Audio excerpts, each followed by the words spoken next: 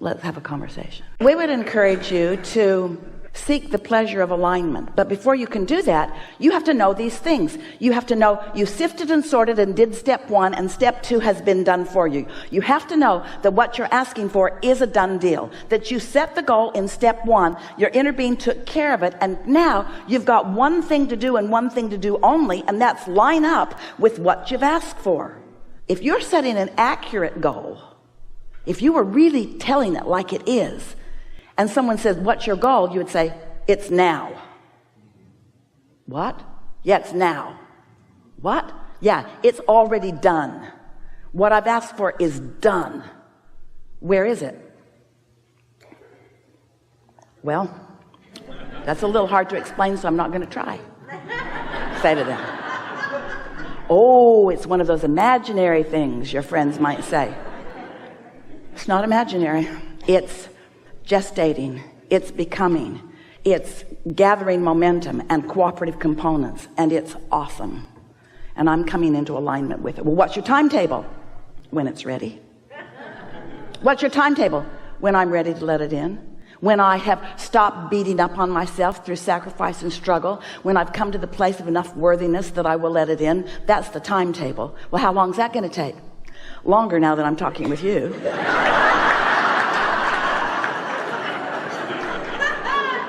Because you're activating all that old stuff that doesn't work for anybody. You see, you might say to them, you see, I've decided that I don't want a mediocre creation. I just don't want to try a little harder than most so that I get a little more than most. I want to enact the awesome power of non-resistant thought. But in order to discover and personally utilize the awesome power of non-resistant thought, I got to stop thinking thoughts that are resistant. And when I look at what is resistant to what's becoming. Because what is not enough money in my bank account. And what is too much hard work. And what is doing too many things that I don't want to do. And what is putting up with the status quo. And what is settling and compromise and sacrifice. What is in the way of what's coming. So every time I focus upon what is, I'm in the way of what's becoming, because they're different. What's in my vortex is prosperity and agility and clarity and the ability to be or do or have anything that I desire. And I've been living enough step 1, and I've put so many pieces, ingredients into my vortex, and they've gathered all the cooperative components so much that I can't even recognize the awesomeness of what's in the process of becoming for me. So all I have to do, we're speaking from your perspective to a friend who's wanting to understand, all I have to do is stay out of my own way by not trying to make it happen too soon, or by not demanding that it be ready before I am. I'm just practicing alignment, alignment, alignment, alignment, alignment. And you know what begins to happen? You see, since this vibrational reality, we call it a vortex because it spins like that. It does. It gathers momentum like that.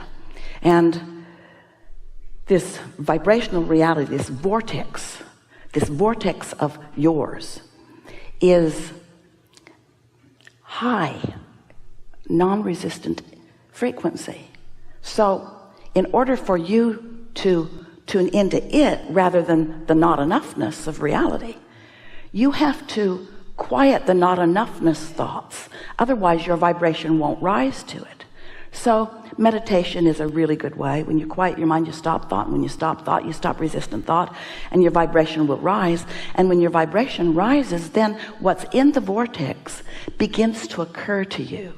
We've given it a new description recently because we want you to understand how it comes. It comes in the form of impulse or insight or daydream. Esther's discovering that if she will meditate and quiet her mind, and then just allow her mind to wander once she's under the influence of that these delicious ideas are flowing to her, and she's no longer trying to put the pieces of them together to make something happen with them. She's watching them like a pleasurable movie, because what these dreams are, they're not actionable right now. It's not get on them and ride them right now. They are evidence of your alignment. The daydreams are evidence of your alignment. So the more you're receiving those dreams, then the more evidence you have of that alignment.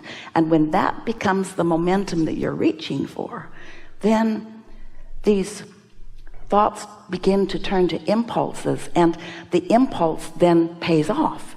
It's like you have actual awareness that an idea that came led to this and led to this and led to this and led to this, and suddenly right here within your grasp is something that you've really been wanting. And it doesn't feel like this far-fetched out there in the cosmos sort of thing. It's real. So can you feel what we are wanting to accomplish here? We want you to feel the realness of this vibrational reality, and we want you to feel the nowness of it. And there's a big difference between that and setting a goal. You could set a goal that is like this. It's more like a segment intention. It's my intention to sit and quiet my mind and allow my vibration to rise. That's a really good intention. It's my intention to put myself in an environment, silence my phone, close the doors where I won't be interrupted for a little while, so that the momentum of my alignment can be evident to me. People are teaching you from a place of wanting to motivate you to get out of bed and get out there and offer effort and offer some sacrifice and eke out a comparatively better living to those that are not even trying. Then goal setting falls into that category. And most people, even we, might say, no, we can't say it. We can't say it's better than nothing. Because it really isn't, because it gives you misinformation. It just makes you try harder and sacrifice more, and it makes you tougher as you hit those resistant bumps that slow you down. So rather than setting a goal that harasses you, this is a new analogy, but we think it would be the perfect one for you to hear. So imagine that you're moving on an open road at a pretty good clip, 70 or 80 miles an hour. And your vehicle's a good one, and it feels really good. And every now and again, this is a road kind of like that whack-a-mole. You saw how sometimes the things came up? So on this road, there are little things that keep coming up. And when they come up, your wheels are going to hit them, or you're going to try to swerve around them. And you can get really good. You could go so fast that you could mow them over, but your car will wear out soon. It's hard on you. Or you could be really efficient at swerving around them, but then you better slow down. And so now you're not really enjoying where you're going as much, because you're having to tend to those things that keep popping up. So what we're encouraging is that by getting out ahead of it through meditation or appreciation, meditation or daydreaming, we'll talk about all of those things. What happens is, by achieving a different vibrational frequency, you're not calling those resistant things up to meet you, so they all stay below ground. So you're just moving along resistance free. That's a pretty good analogy, isn't it? Rather than being sloppy in your thinking and introducing all the resistance to your trail and then having to deal with the resistance, you get out ahead of it and the resistance just doesn't keep coming up. That's how it works. We guide your mind away from the details of what's bothering you into the laws of the universe and your connection to who you really are. We help you to understand that you have created a vibrational version that you're not that familiar with. You've been building it incrementally. Each time something goes wrong, or each time something is not the way you want it, you launch it. And so it's vivid and it's real, and we can see it, but you can't.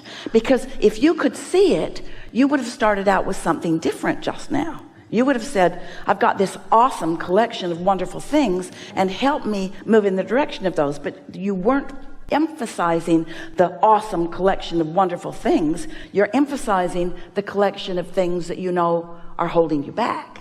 So you got to stop doing that. But that's easier said than done, isn't it? Because humans, you've been almost forced, no one's really forced, but really strongly influenced by those around you to face your reality. Otherwise they think you're not wise. They would call you a foolish dreamer and one who doesn't face reality. And we want you to understand that you're not a foolish dreamer, but you must let the dream can be non-resistant. And so a non-resisted dream that hasn't manifested is awesome in comparison with reality that makes you unhappy every day. Many humans would say, no, it's better to face a reality that hurts your gut than a dream that makes you sore. And we say, then somebody that says that does not understand the way the laws of the universe work.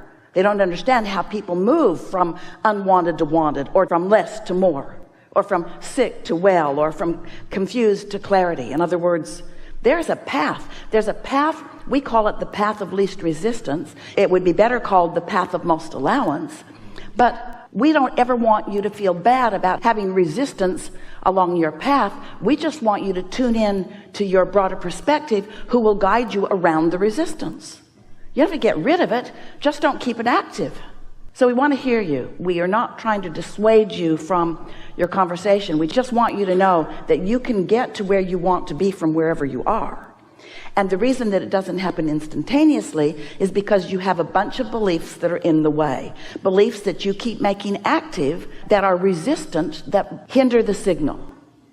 And it slows things down. And when things are coming slowly, it's a little bit like Esther's grandchildren are coming to play with her. In fact, they're at the guest house now. She'll see them tonight when she gets there. And they're not going to like the speed of the internet. They're not going to like it. At home in Texas, they've got lightning quick internet. Here, system needs to be upgraded. They're not going to like it. The system is not up to speed with their desire. And they're going to complain incessantly. Because you know what it's like when you're up to speed. You know what it's like when you just point and there it is, rather than buffer. And most of you are buffering. You've got these desires, but you're not up to speed with them. And so your life just kind of dribbles in. And every now and again, something good happens and you go, big deal. Because you know your potential is so much more, you see.